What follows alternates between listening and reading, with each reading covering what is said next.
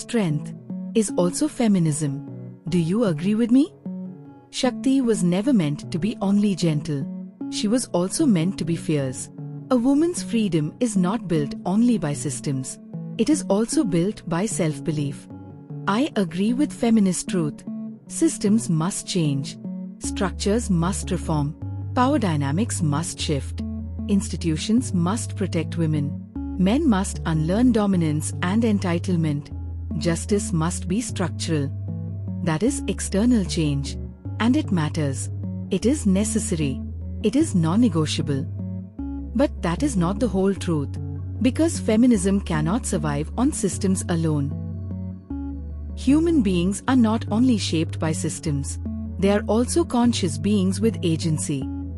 If women are equal in intelligence, consciousness, and moral capacity, then they are also capable of self-leadership, boundary setting, courageous choice, inner growth, personal power, voice, self-direction, identity formation.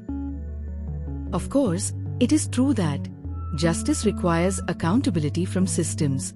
Violence demands responsibility from perpetrators. Oppression demands structural change. But women must also own responsibility for self-respect, courage, growth, inner strength, self-belief, action, becoming. Because empowerment is not only about being protected, it is also about becoming powerful. What many women are taught instead: endurance instead of exit, tolerance instead of boundaries, silence instead of voice, adjustment instead of assertion, survival instead of self-leadership, patience instead of power, sacrifice instead of self-respect. We teach women how to endure. We don't teach women how to lead themselves. And the quiet truth: strong women are often not celebrated, they are resisted. Sometimes by men, often by other women. Because strength disrupts comfort, power challenges hierarchy, confidence breaks conditioning.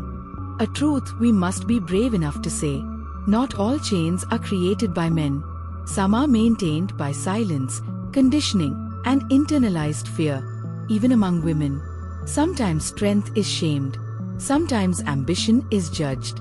Sometimes courage is mocked. Sometimes boundaries are punished. Often by men.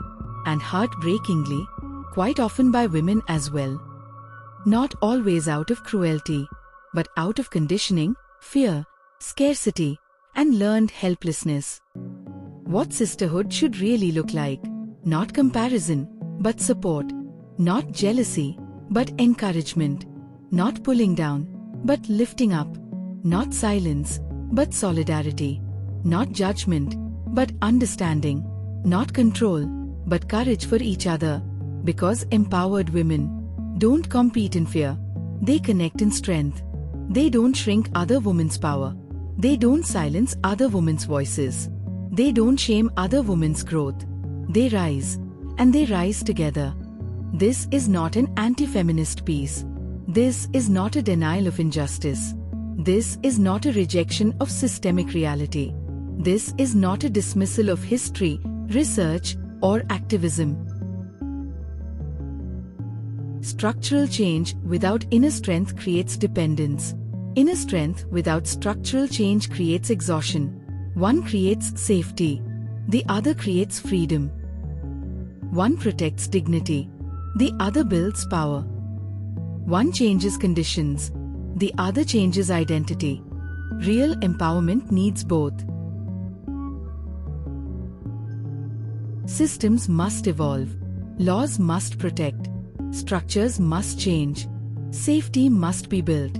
But strength must be claimed. The feminine as Shakti must also embody Shiva, consciousness, courage, and inner authority. This is wholeness. This is power. This is balance. Acknowledging injustice does not cancel personal power. Claiming personal power does not deny injustice. Women do not need only saving narratives. They need strength narratives.